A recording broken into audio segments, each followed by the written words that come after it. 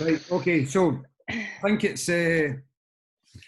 safe to say that I wanted to do this podcast much more than you did, and you always give me into trouble, or you always point out that I tell every guest that I've had on so far that you were really looking forward to having me on, or when you started the podcast, you were the guest you wanted on. Yeah, and even though you're my wife, I actually did really want to have you on. So, right, so you kind of, I'll put some notes and stuff on the podcast as you always do, but you had been messing about, I guess, with sort of social media posts and trying to actually sit down and write some stuff up on one of the main subjects that we want to talk about today. And then obviously I started the podcast, and that's given us another sort of opportunity and channel to put it out. So what we'll do is, just for people who maybe aren't involved so much with our Taekwondo school and stuff, let's take a wee opportunity, a wee chance for just you to tell everybody a wee bit about go right back to the beginning, your journey in sort of Taekwondo and martial arts, and again, a lot of your fitness stuff that you're doing nowadays we can maybe cover a wee bit later on, but yeah, if you can just sort of start and tell us a wee bit about yourself. Well, I'm Tracey and I'm married to Kareem. Some girls get overlook. I've been doing Taekwondo since I was 5 or 6. My dad got me into it. He's also a black belt in Taekwondo.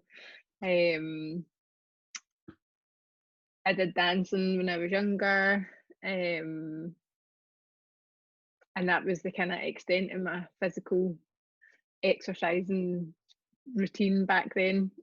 Went to uni, kept Taekwondo up, didn't keep the dancing up.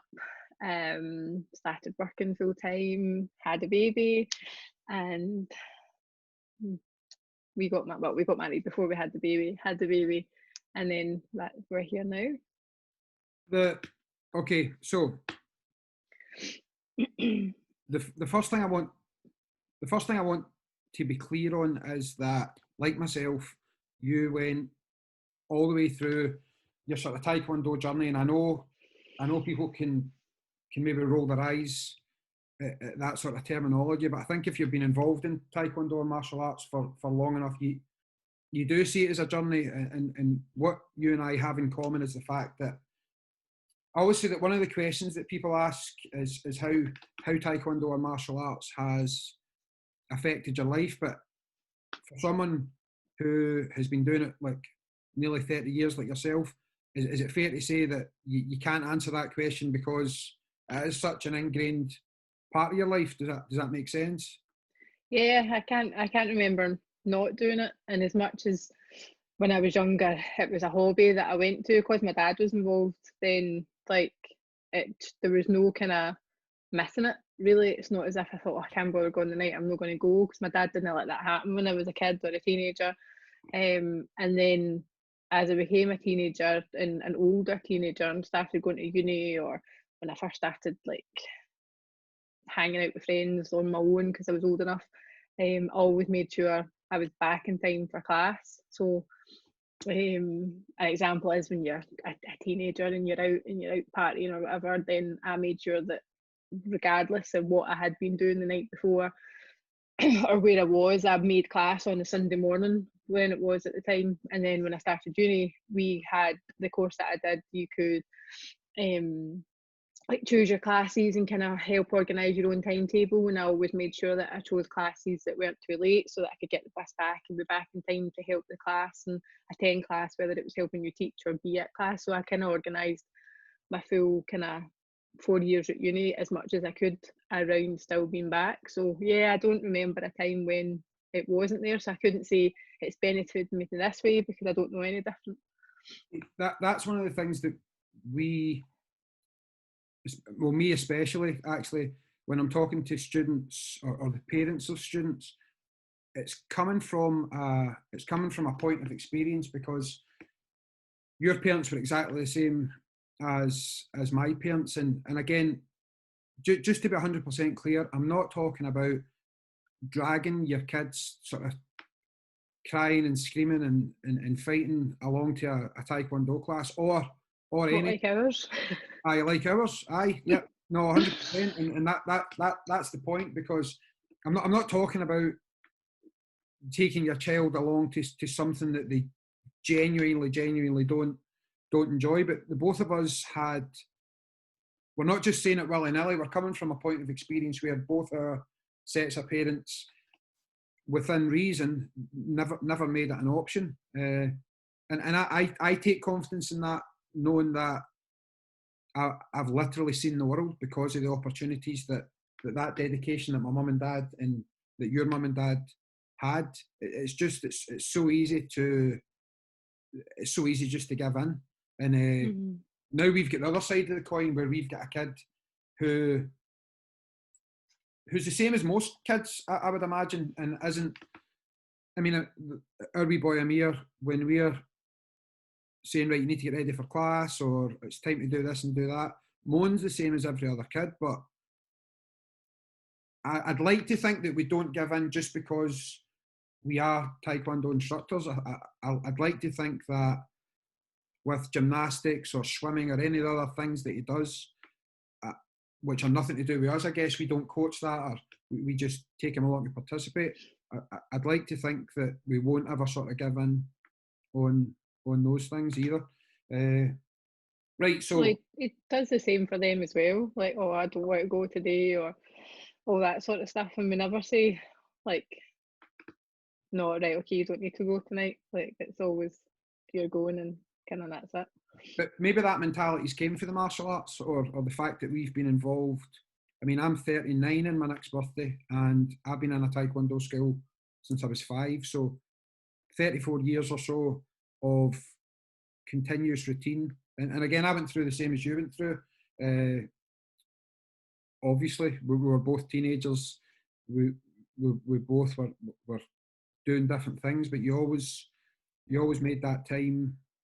I wonder what the mixture is, but between us making the time and knowing that we had such supportive parents to say no. And I look at it as being supportive now. I don't think it was like a forcing you against your will type thing. Because when I look back, having that maturity and experience now, I can see it as being supportive, because like all parents, and maybe I'm speaking as a parent, like all parents, they knew better than what we did.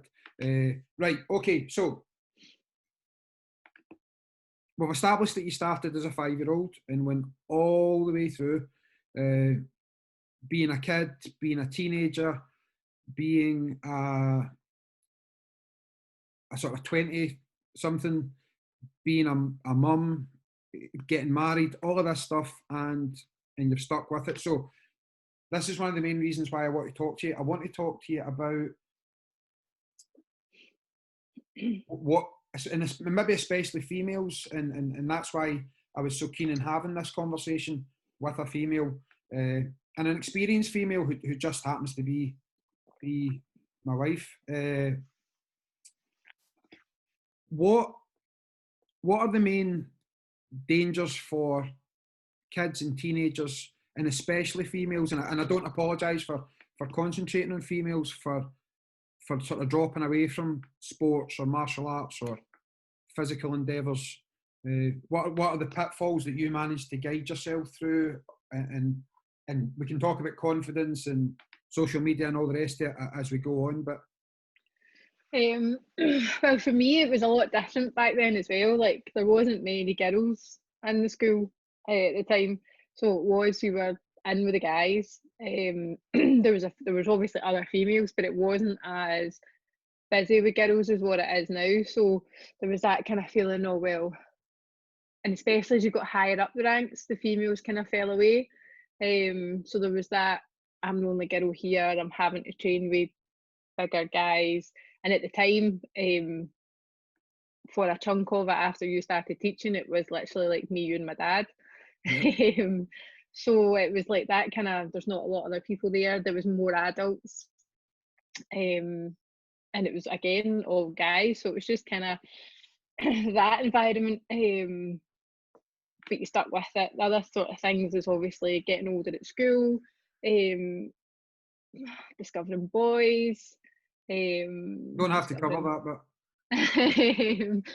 discovering alcohol, like going out, just that kind of, and then the pressure for your friends are like, oh, we're going to be trying this, or we're going to try this, or we're doing this, and it's like, well, I can't come until this certain time, or I can't come tonight at all. And then going to uni and just all the same sort of things, but on a bigger scale, with being the student and living the student life. So yeah, just outside influences, and the fact that your friends don't do it with you. Like, I've got a group of friends from school that I'm still friends with, but they didn't do Taekwondo. Well, one did for a while, but for the majority of it, they were totally separate. So it was having that feeling excluded from that because you were going away to do something else, and then having to go back. But they were supportive as well. As I say, one of the friends did it for a while with me, and then Gail, who was also on the podcast, used to come to competitions and stuff with me as well. But just having that, it was separate to everything else. But then I also had my dad, so I was doing it with my dad. So that helped to kind of keep me in it and not totally fall away. But yeah, there's just loads of things. There's just and then as you get older and you start discovering boys and going out and stuff, like, you don't want to be sweaty and seen in a certain light, I guess. Like, especially because it was loads of guys back then, so you were one of the guys. Sometimes girls don't want to be one of the guys, although I've always been one of the guys. But like, how can you look feminine or pretty or attractive to other people if your hair's all slicked back and you've no makeup on and you're sweating and you're making funny noises and like you're getting kicked and punched by other people, that sort of thing. So there's all of that as well. That point. Let's come back to the point about how people look or how they perceive that they look, and maybe more importantly, how they think that other people perceive them, because that's a full section that I actually want to cover with you. But you've described all the things that were sort of pulling you away. So again, I had some of those same things, but I get frustrated obviously because I've came through it, and you get frustrated because you've came through it. But there'll be parents listening to this. There'll be hopefully teenagers, and they're starting to get through this stuff, or maybe they're already sort of halfway through it, or they're thinking about it.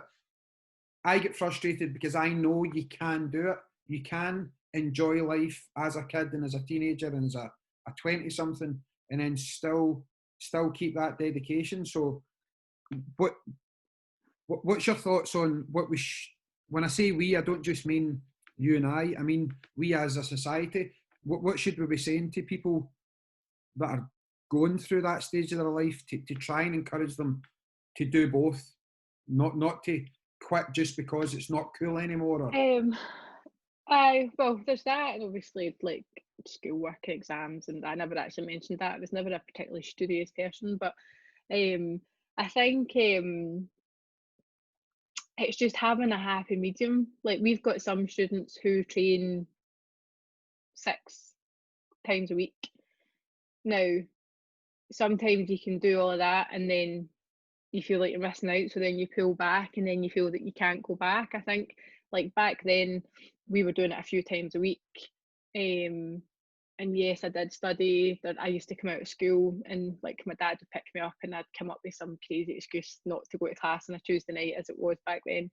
And don't get me wrong, as I got a bit older, he was a bit more lax and would say, right, okay, but it wasn't that he would then say, no, you couldn't go, like, okay, yeah, don't go, or that he forced me to go. But it was like, well, you're kind of old enough to make your own decision, but don't fall away from it completely. So I think it's just about having that happy medium. You can still be studying, going out with your friends at the weekend, and just picking and choosing like which days is set aside for that certain thing, and it definitely helps. Well, it helped me to just kind of come away from like all the other pressures that were there, or to take your mind off exams or what uni you want to try and get into, that sort of thing, or this big pile of reading and essays that you've got when you're at uni to do. You get that kind of hour to just chill out and like, well, not chill out because it's hard work, but like just have that kind of take your mind off it, and then you feel as if you've accomplished something after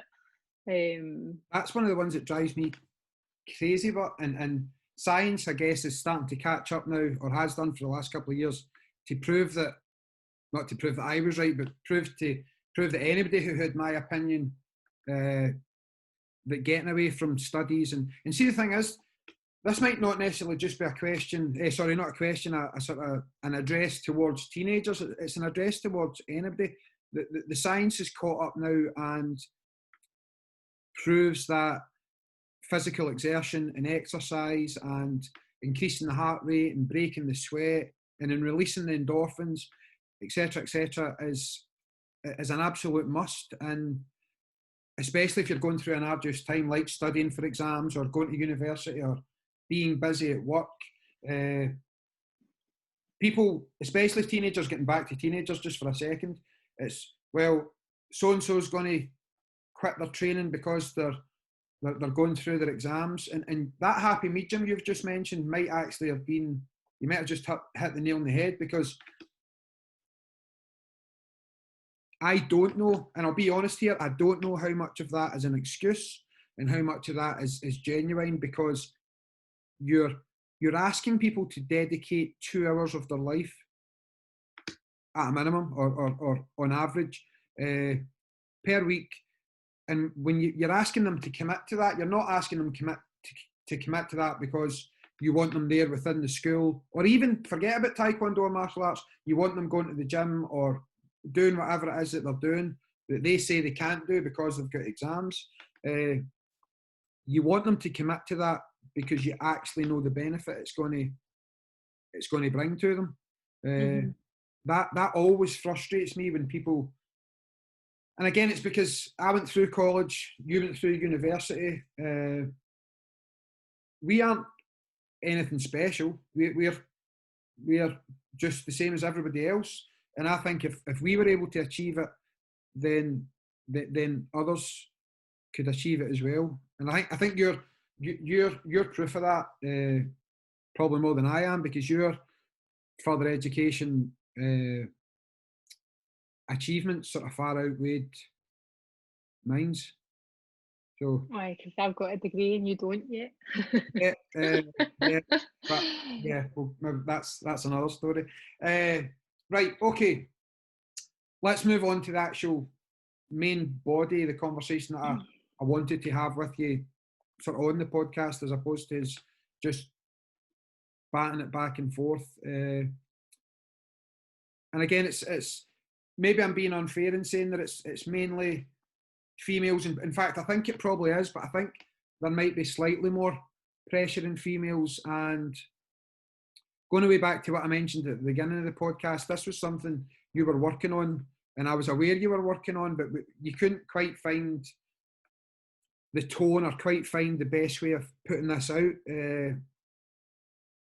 But being your husband, and obviously seeing every side to you, I can see you on a Saturday morning, if you're in our conditioning class and you've been training for an hour, and as you mentioned before, the sweat's sort of dripping off you.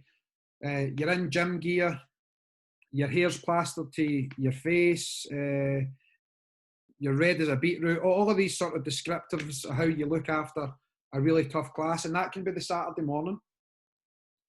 And then we can go for a night out, and I'm not going to use the word transform into this sort of beautiful looking woman, because you're beautiful in both senses, but I think that kids nowadays, even more so, are struggling to find that balance. I know you find it because I say you're my wife and we're together all the time, but I look at other people and I know that they're not confident enough to be that one side of the person where they're giving it their all, and they're sweating and they're training and they're doing all of this stuff, and then the other side where it is okay to put their makeup on and do their nails or their hair or whatever it is that they're doing. So give us some experiences of that and your advice on that. I think it was harder when I was younger. We didn't want to be sweaty, and I was always a hugely sweaty person without any sort of effort. Couldn't wear white shirts at school and all that sort of stuff. Um, but it's you don't want to be seen as, I don't know, being anything other than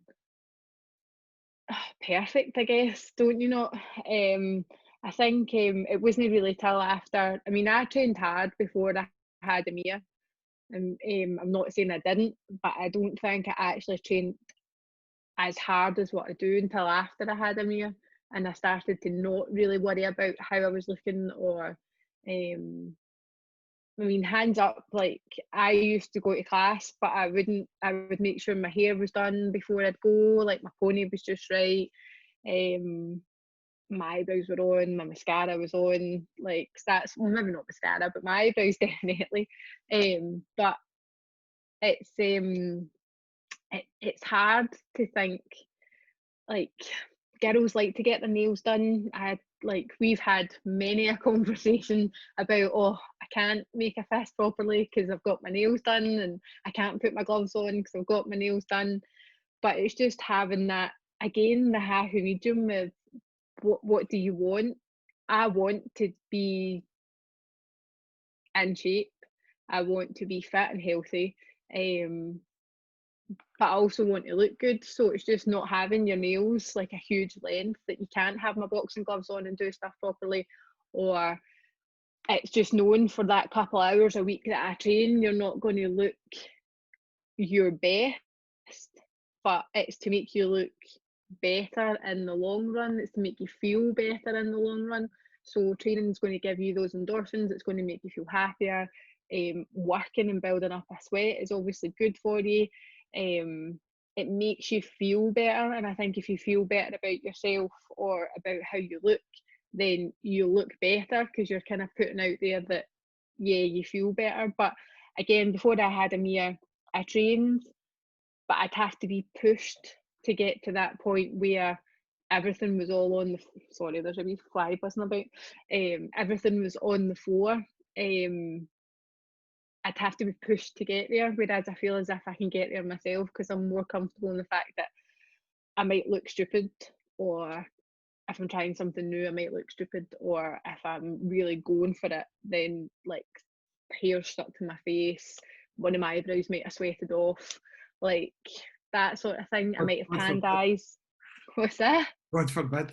I like how you put my Um, eyebrows. but I might have panned eyes because the mascara I've had on at work that day is now sweating off. Um, but I don't really care now, Right, if that makes sense. But I don't know how I got there, if right. that makes sense. That's the point, but and that's what I want to investigate, because I think it's a confidence thing. I think it's a social media thing that the kids are under so much pressure nowadays, and we've been through the genesis, I guess, the start of social media when it sort of first was introduced up until now. But a lot of the kids and teenagers don't know life without it. Hmm. And again, I keep saying females, but this is probably boys as well. I want to drill down into what message, and again, when I say we, I don't mean you and I mean we as a society, what message we have to send out there, or what we have to do to build these kids' confidence to know that it's okay. I mean, one of the main reasons that I wanted to have this conversation with yourself is because we have a large number of female students, adults, and teenage females and sort of younger females who, and I know you kind of you fight back against this sometimes in conversations we have, but you are a role model to them, and they look up to you. And again, some of the people don't even know half of what you've achieved as far as titles and fights and this and that, but they still really admire what they see you doing.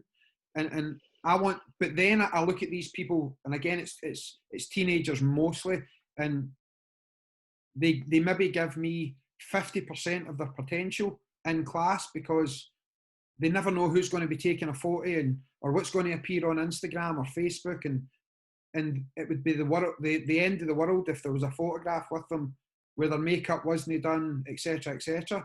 And I think that, and again, for females and males, they're just in this bubble, or they have to be in this bubble of perfection all the time. Whereas my opinion of perfection is, and just be careful that you don't fall over here, my picture of perfection for a female coming from a male is you, as somebody who has that confidence to be both things. I think for me, I mean, I've always done it. I've always trained like Taekwondo, and I've always been thin. But I think I'm in a better place, body shape wise and everything, since I've had a Mia to what I was before. Because before it was just all about being slim, which is a different, like, it's obviously another conversation. But in terms of confidence, I was confident, but not as much as what I am now. And I think the thing that's changed is because my body changed completely during pregnancy, after pregnancy. But I'd like to be able to get younger kids, females and males, to have that confidence before they then have children, and to kind of find that much earlier than what I did. Like Amir, for example, he's obviously a boy, but even just him talking about like lately, like he wants a six pack because that's what he's seen on. He's not seen it off his dad. But just him knowing that, like, that you the way you are is normal. It's like you see everybody, like all these YouTube videos he's watching or whatever it is he's watching, he wants a six pack. I don't know where he's seen it, but he wants a six pack. All the superheroes have got six packs, but he's not really willing to put the work in to get a six pack. He just wants to wake up with a six pack. Just like females like myself, like if I knew that I could wake up one day by not doing all the hard work and be super skinny and toned and in shape, then yeah, obviously.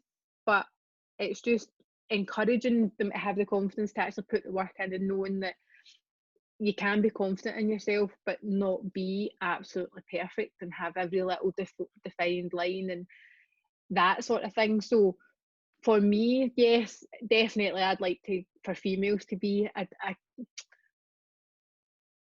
I wouldn't like to be growing up and going through the changes that girls go through and guys go through with the whole world watching. Like, we're older, so we didn't have that during our teenage years. It was just starting to creep in towards our kind of late teens. So it must be difficult, but I'd like for, I don't exactly know how, but I'd like to be able to help them know that it's okay to be not so perfect. Which is why when Amir's talking about a six pack, obviously we're, as you said, like, he's not seen that from you, so he knows that there's all types of body shapes. That one hurt more when you say it than when I say it. Sorry, That's you all okay. me. But and for him, for seeing women, he's not, whether he is seen, we really need to be better with his YouTubing, to be fair, but he's seen women on the internet, or like Captain Marvel and Black Widow, who are all in great shape and portrayed on the big screen to be like hourglass figures and stuff. But because I don't want him to see my cellulite, I want him to see my cellulite, I want him to see my stretch marks, because that's what people look like. He's seen my scar from the C-section. He's actually recently asked me what the lines on my thighs were, and I was like, well, that's my stretch marks because I got really big when I was pregnant with you and now I'm not.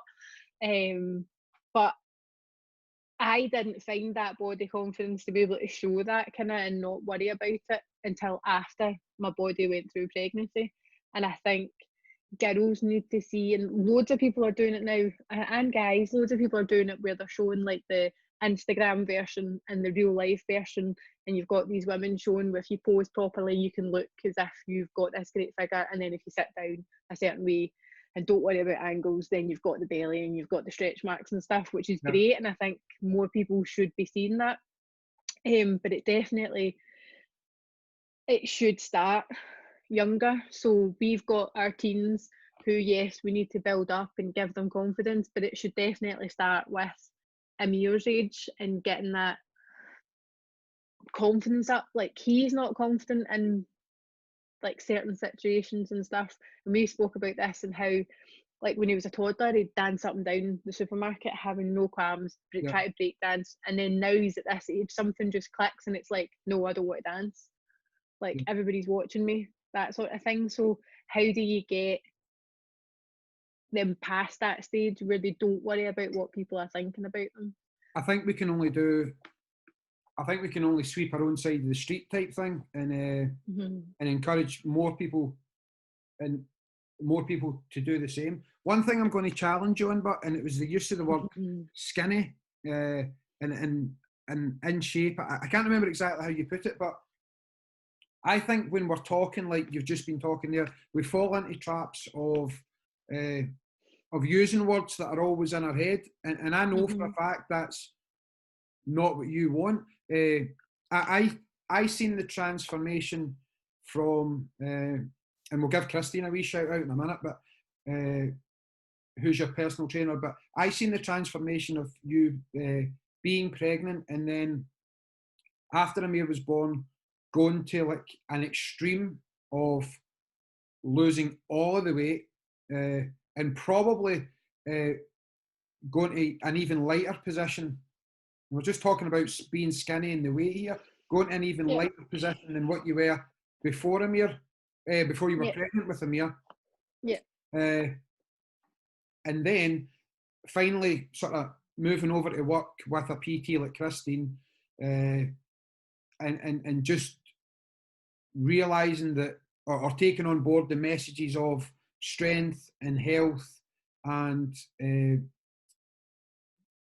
having a more positive attitude towards those things, rather than just being, I'm standing on a scale and I'm XYZ amount of stones and pounds, and now you're at a stage where you don't care because your head's in and your body's in a much better place, because it's health and strength and fitness that you look for, and not being skinny. So I don't want us sending out a message where skinny is good, because I know that you don't believe that yourself. No, I don't. That's what I was trying to say when I was talking about that, is that I've always been thin. Like, I've always been thin. But, and I struggled when, not while I was pregnant, because I loved being pregnant, but after I had Amir, I struggled with the fact that I wasn't thin anymore. And that totally, like, just in my head, I was like, I couldn't deal with the fact that I wasn't thin anymore. I didn't like it. I didn't like my face being puffed up. I didn't like the fact that my clothes were all bigger sizes. And I didn't deal with it very well.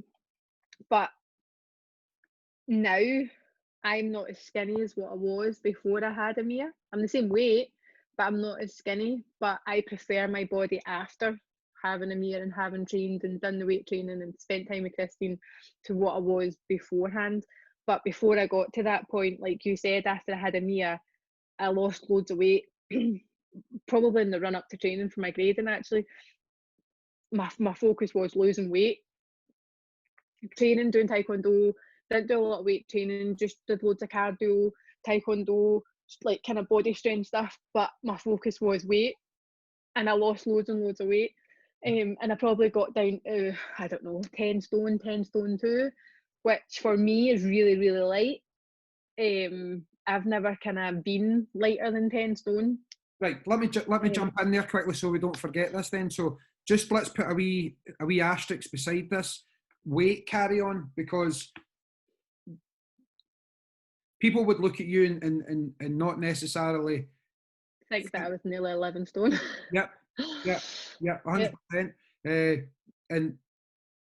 And that's, again, that's just this misconception or this stupid idea that people have that, okay, if you drop to 10 stone or 9 stone,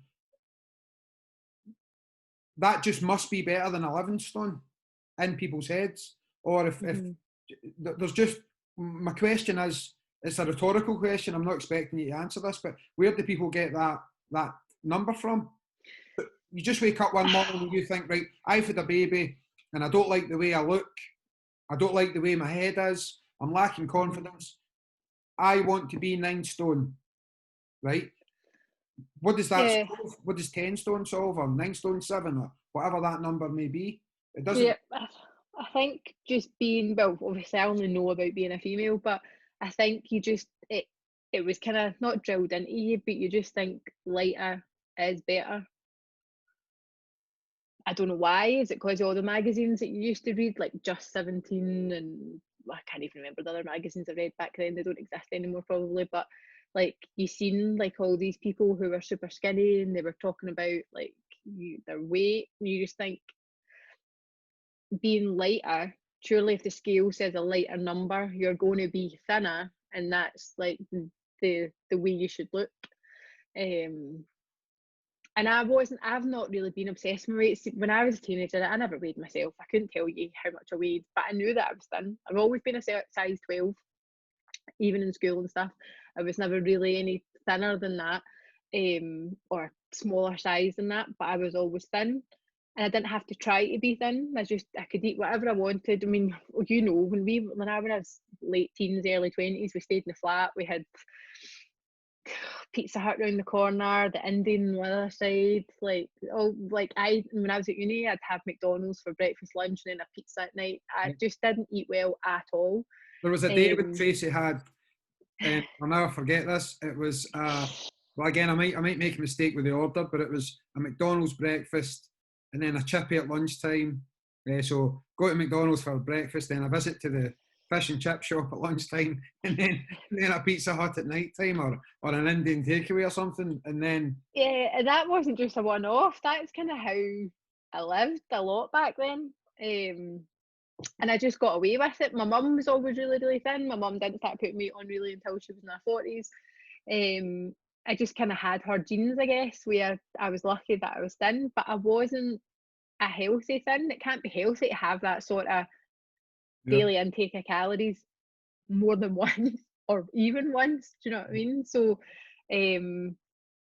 I was just, I don't know, you shouldn't use the term lucky, because as if like you should be thin, but I was just that way inclined that I didn't have to try at it. And it wasn't until I got older and I had a meal that I realised, actually, if I want to be in a shape I'm happy with, I have to actually try, which is what I struggled with.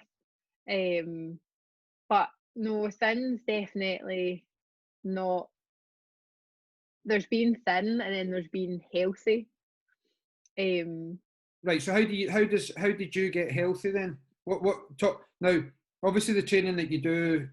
I stopped consuming 6,000 calories a day.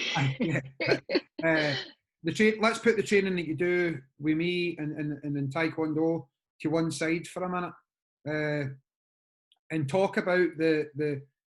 And again, I'm not going to sort of say that I told you so, but I told you so. Having trained with Christine for so many years,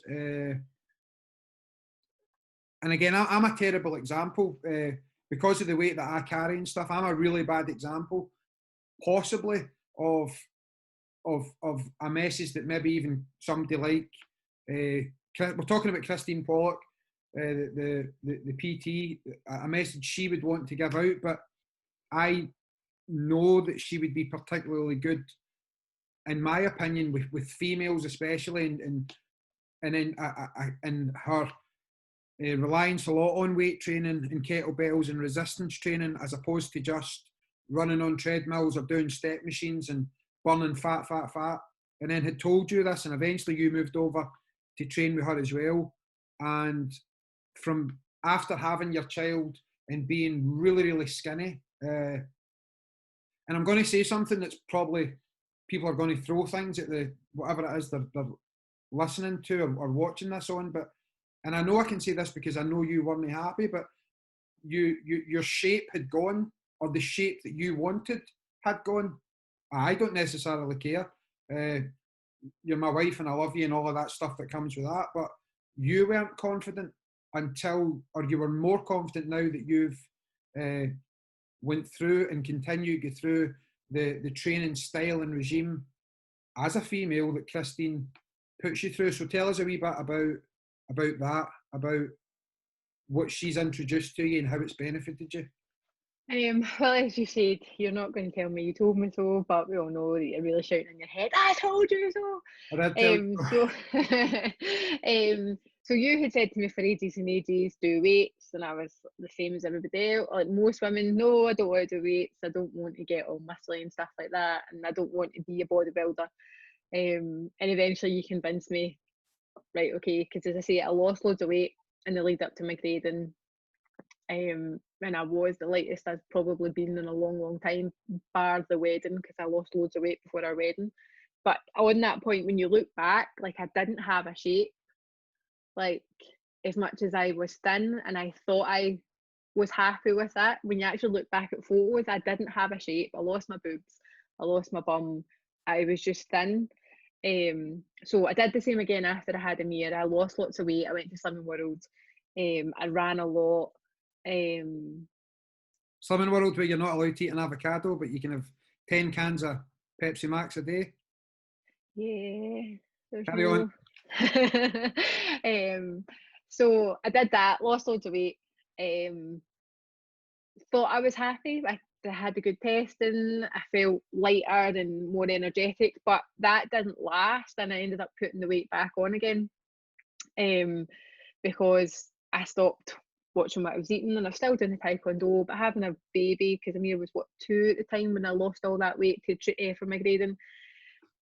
You're not training as much. I kept my eating crept up because I didn't stick to the Slimming World diet, all that sort of stuff. So I then got to the point where, yeah, okay, I had lost my baby weight, so I couldn't use that as an excuse, but I had put the weight back on, and I was unhappy. Stuff didn't fit me properly. I didn't like how I looked at all.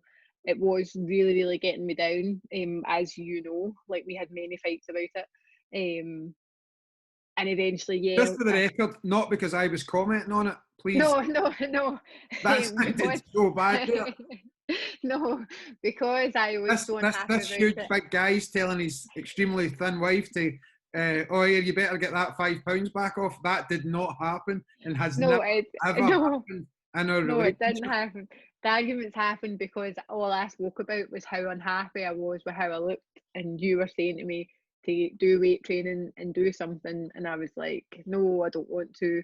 But I just talked constantly about how I looked. Bought loads of clothes because I felt as if nothing fitted and suited and all that sort of stuff. So anyway, I signed up and started training with KP. And I'm not going to lie, she terrified me at first. Which we had this, sorry KP.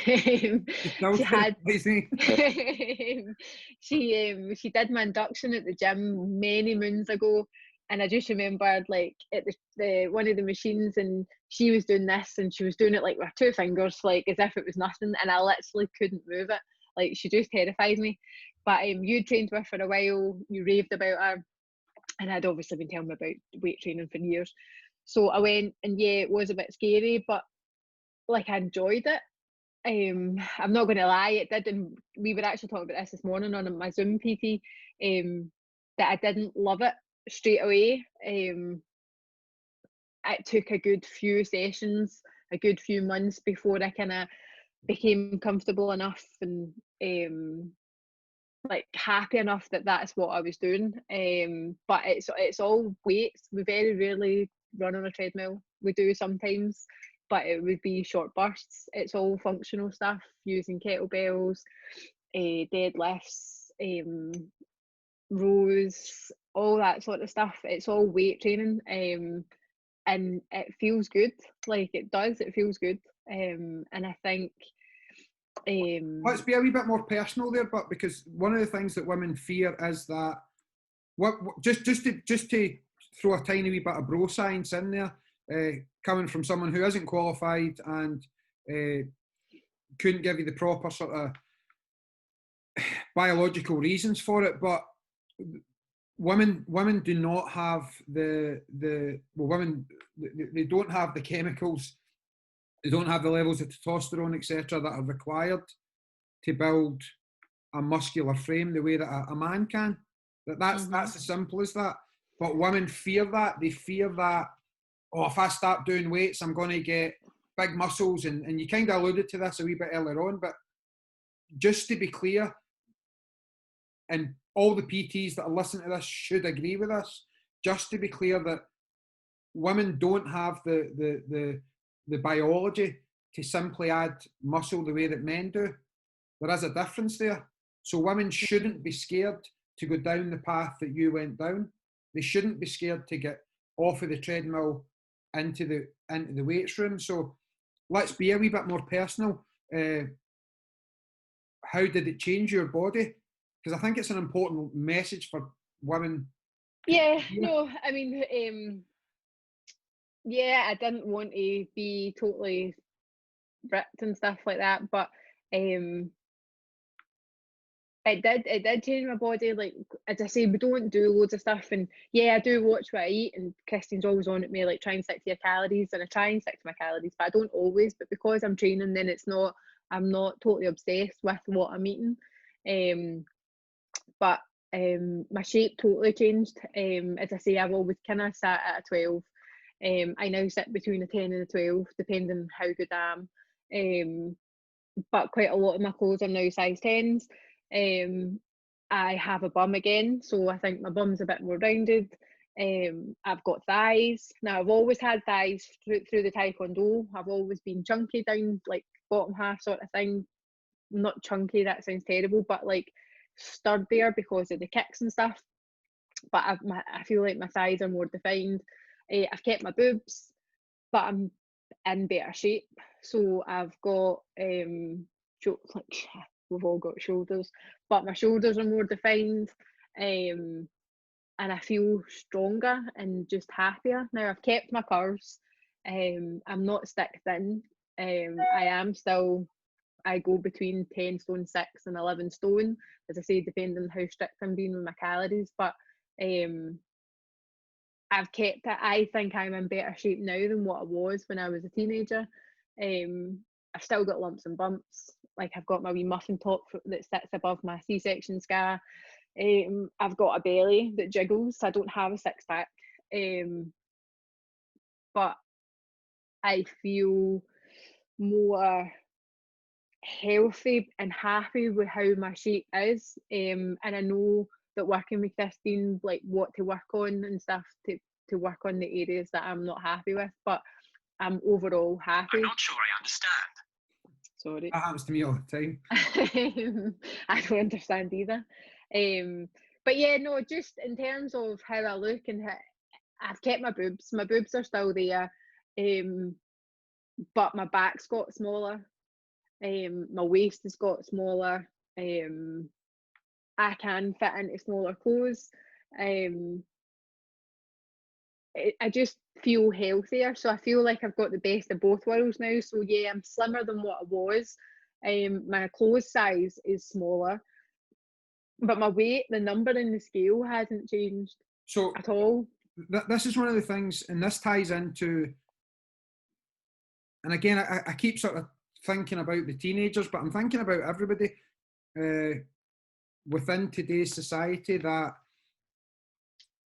much of the things that people perceive to be healthy, this healthy picture that they're trying to build up, is as far from healthy as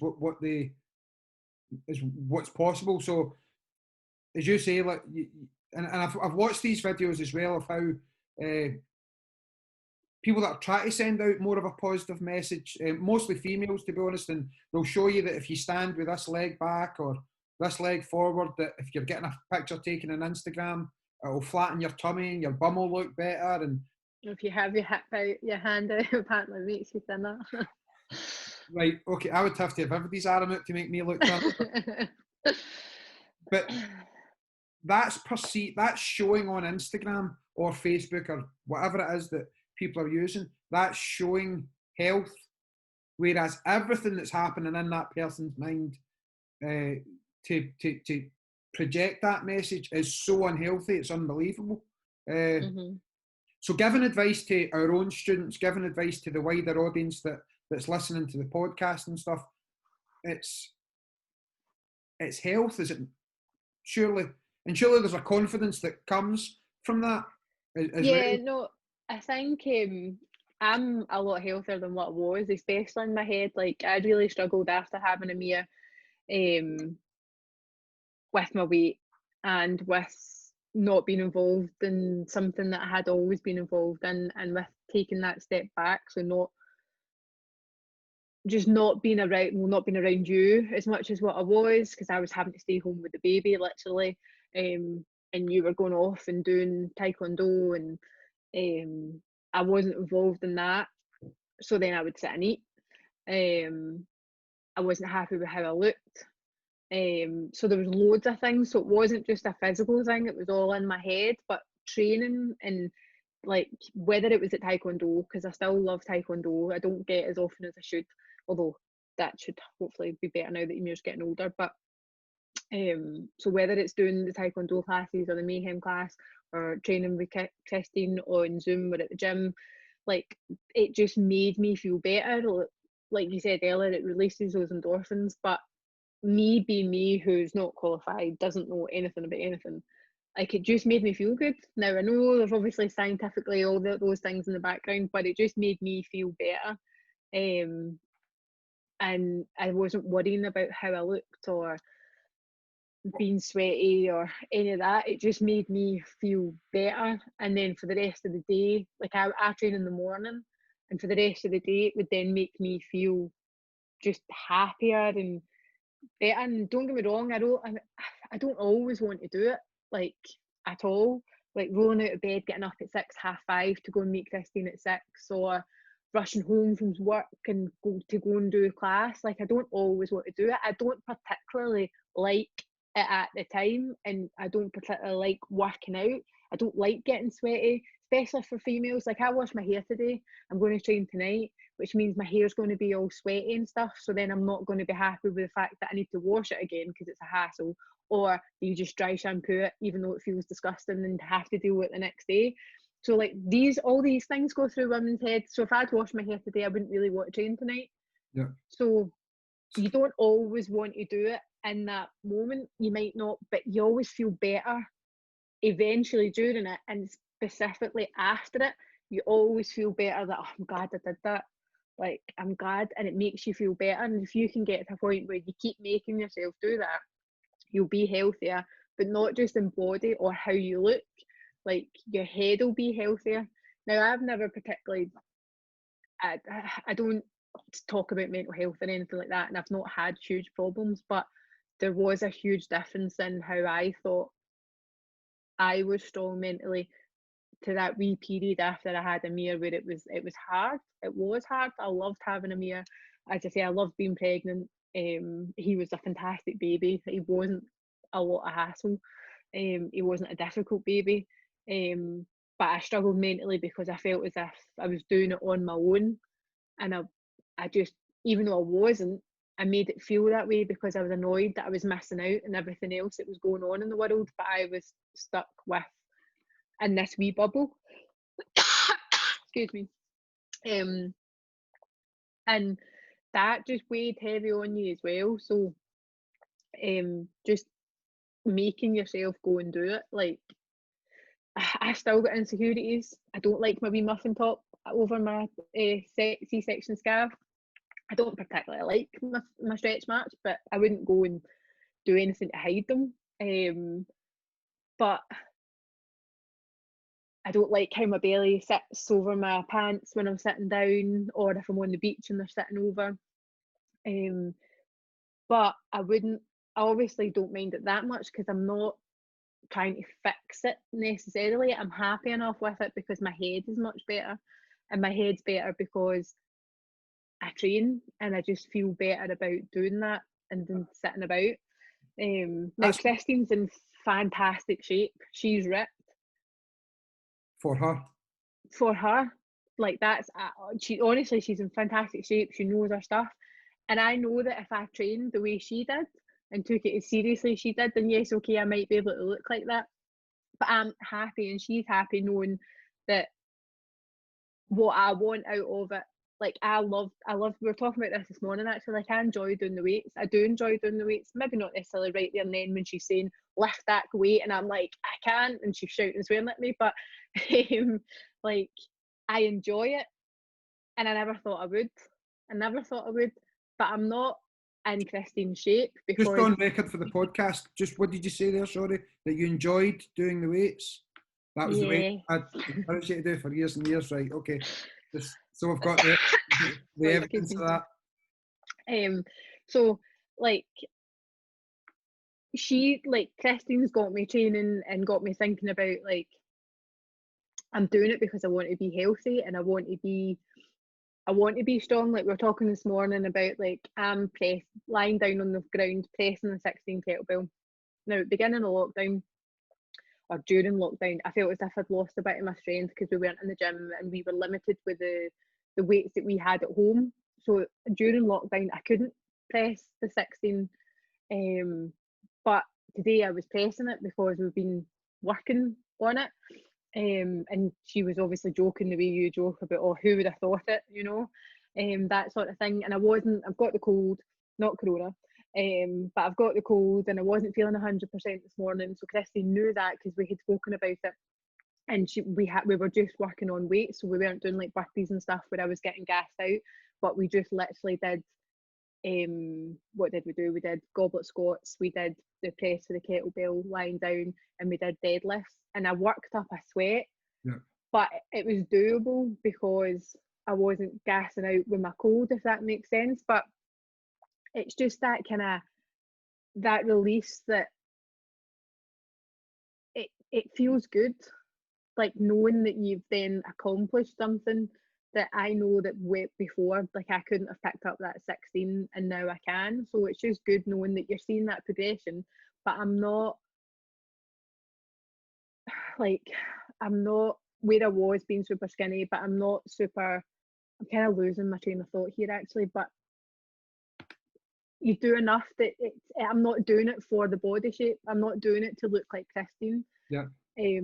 But I'm not doing it to look like how I was when I was super skinny. I'm doing it because it makes me feel better about myself, regardless of how it makes me look. Yeah. And I think. Go ahead. I just think that it's not necessarily. I'm happy with how I look. I'm not ecstatic about it. There's loads of stuff I could change. But I'm happy that what I'm doing is making me feel better, which I think projects then out that I look better than what I actually do, if that makes sense. And I'm not saying that as a vain thing, but no, I could be. Let me jump in there because you're better with words than me. I'm not at all. It's just it's becoming apparent why you didn't write this down, because it would have been a book without any full stops. That thing about how you project yourself, that's the reason why I'm interrupting you there, because what I'll do is I'll asterisk this and say that with many of the things that I talk about on the podcast is just purely my opinion or my thought pattern on that particular subject. And I think this is why one of the reasons why I enjoy the podcast better than social media posts and stuff, because people can hear the tone, and now we're doing the videos, they can see my facial expression, etc. Now, this is just Kareem's opinion about Kareem's wife.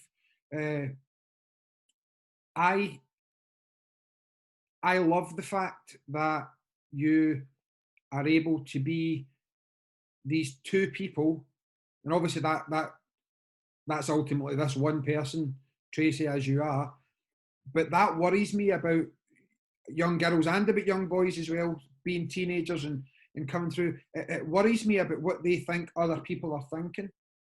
I love the fact that one of the things that I'm most attracted to is that confidence to know that you can be both things.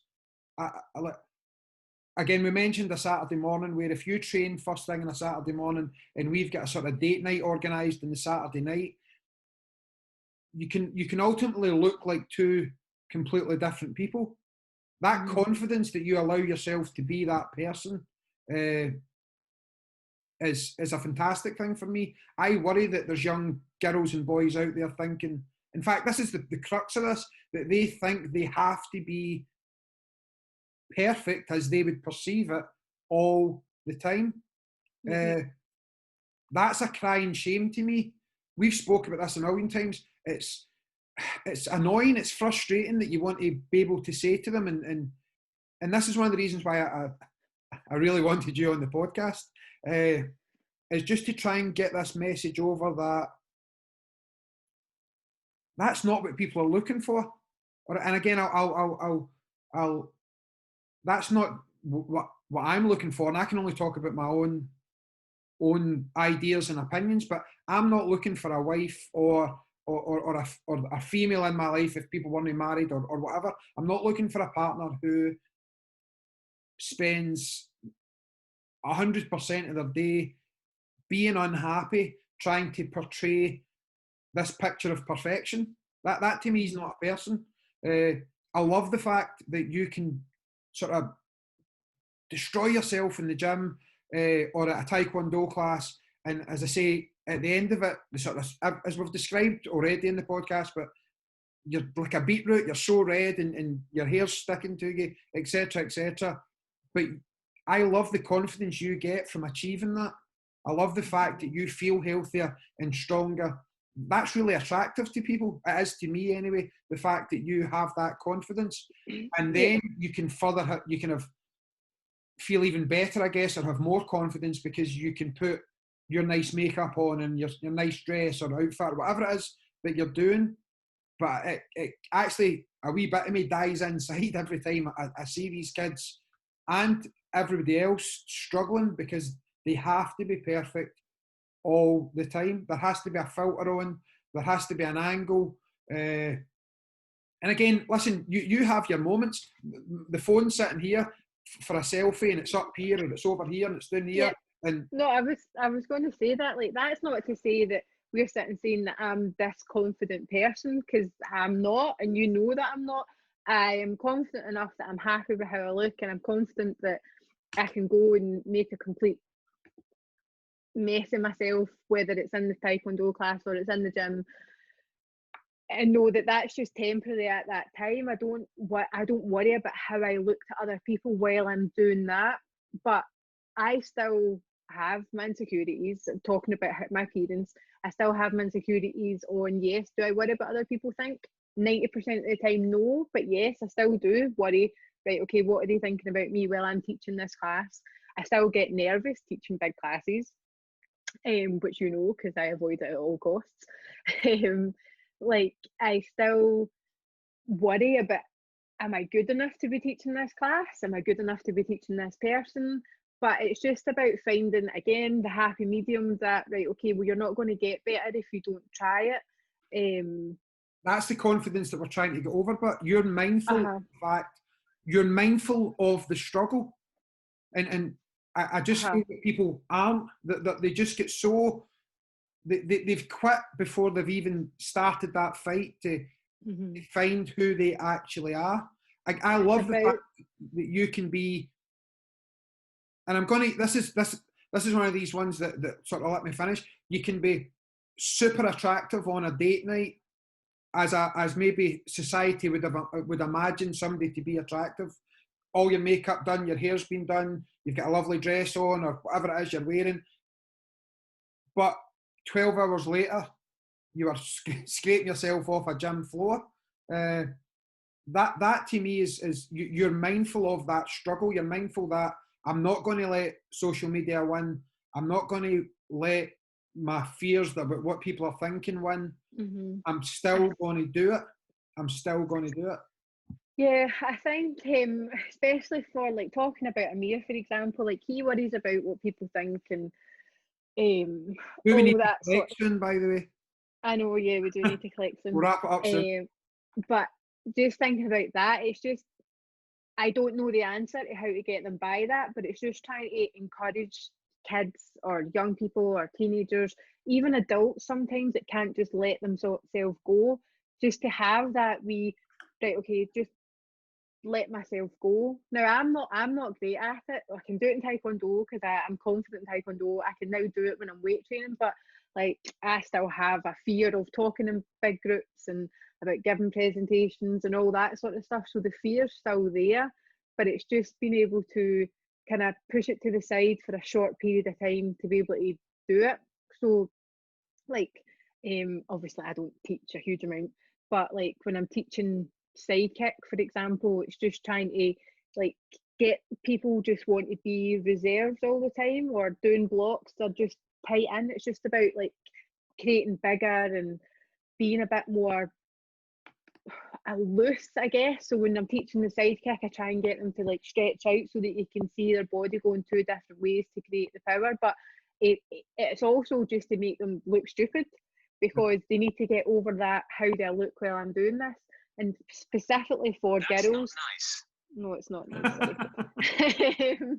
But particularly for girls, from being a girl, is I think as a girl you either want to prove that you can do everything that the boys can, which is what I had to deal with when I was going through the ranks and stuff like that, because there was no really other girls.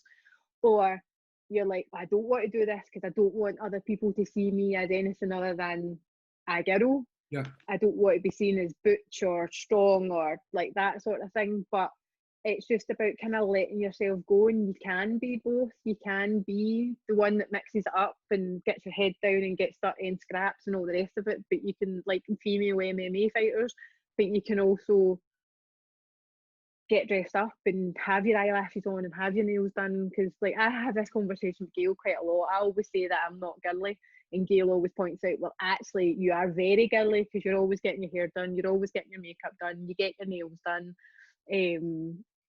Do you know what I mean? Like I put more makeup. I never used to wear makeup at all, and now I do regularly.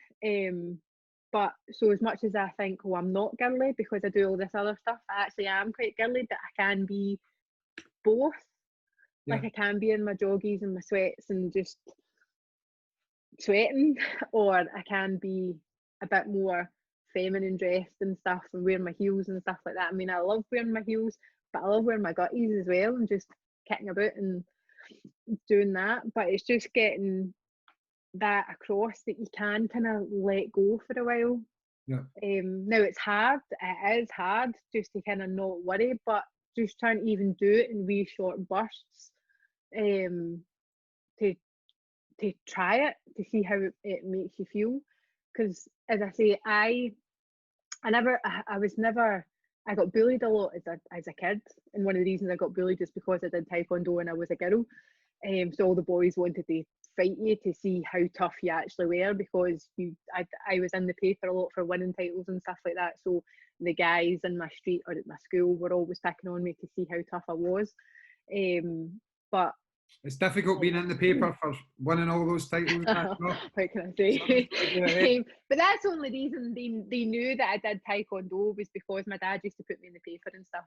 And it's hard because they're just like, oh, you're just a wee girl, like show us how tough you are. And I got bullied a lot, but I was never particularly a shy one that had to kind of overcome anything huge. I got bullied. It was bad. It wasn't that bad.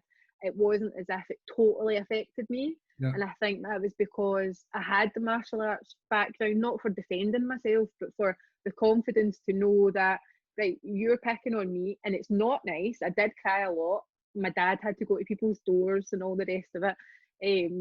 But I had the confidence to know that it wasn't me, it was them. Yeah. Like they had the issue, like I didn't have the issue because I was doing what made me happy. So it's just trying to get that across to younger kids, that whether it's to do with how you look or girls, like knowing that you can be both, you can be girly and you can be the bruiser.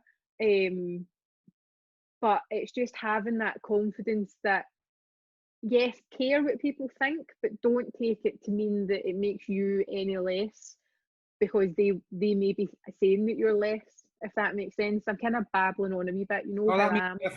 That makes perfect sense. But it's not, I mean, we've talked a lot about how you look and getting dressed up and being sweaty and all the rest of it, but it's about having that confidence that I had when I was younger and maybe didn't necessarily know that I had, but because looking back, I mean, I was bullied a lot. I was bullied for having one really close girlfriend, so we were called lesbians all the time, which isn't a bad thing, but it was not grown men, but it was older boys who were picking on us and constantly. And then I got bullied again because, excuse me, because I did Taekwondo and I won like different titles and stuff like that. So you had all of that, but looking back, it was really bad at the time, but I never had any bad thoughts about myself. Like, it was hard to go through, but I had that kind of confidence that it didn't affect me. I didn't think any less of myself. It was hard. I cried. I got hit. I got called names. I fought back. I didn't fight back at times. But just kind of thinking on it, like, it's not as if I was, I mean, you hear horror stories about young kids and they can't take the pressure. But I was confident enough in myself that no matter what they were saying, I was happy enough. And I think that comes from the martial arts background and being able to just like let yourself go a little bit.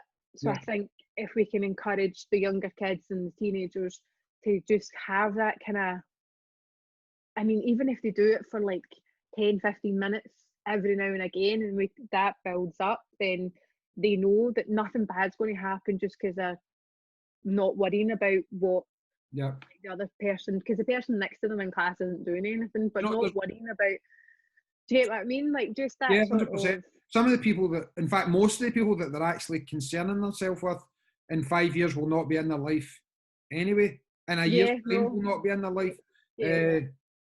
Right, okay. So, one thing that we have in common now with Michelle and Barack Obama is that we've done a podcast together.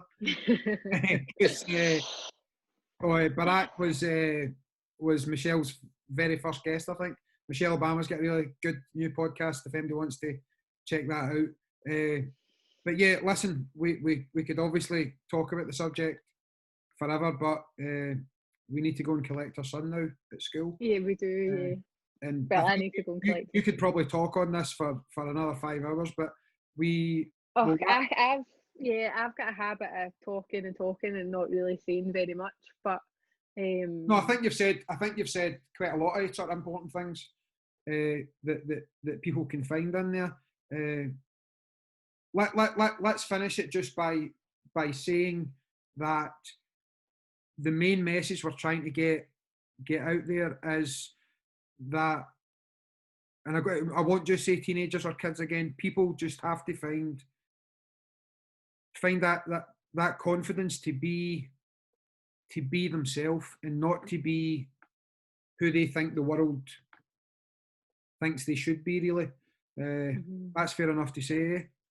Yeah, just have that confidence, as you say, be yourself, but to know that whatever you're doing, whether it's a martial art or whether it's your studies or whether it's training, whatever you're doing it for yourself and that it's making you feel better. And you're knowing, like, going back to the health and fitness side of things, that you're doing this martial art or you're doing the gym training because it's making you feel better about yourself. Not necessarily that it's making you look better for everybody else, but it's making you feel healthier, it's making you feel better, and it's helping, whether it's your mental health or just how you're feeling about yourself because you've had a baby or you've put on a bit of weight or whatever the reasons are that you're doing it for you and not for anybody else. And it's just, you should be working on making yourself feel better, and then by doing that it improves other relationships. So I could have lost loads of weight and trained because I thought you wanted me to after I had a baby and I wasn't as thin as what I was, but that wouldn't have worked. But because I've did it for myself and I'm happy with myself, our relationship's better, and my relationship with Amir is good because he can see that I'm happy and confident and doing these sort of things. Again, we could keep talking about this for ages about being a mum and dealing with work and that'll be an episode 2. That'll be an episode 2. Right, okay, we'll finish it there. Okay. Thank you for coming on eventually and agreeing to come on. Thanks. And I'll see you in really a minute have when you an come down. option. Right, love you. When I come down. Bye. Bye. Love you too.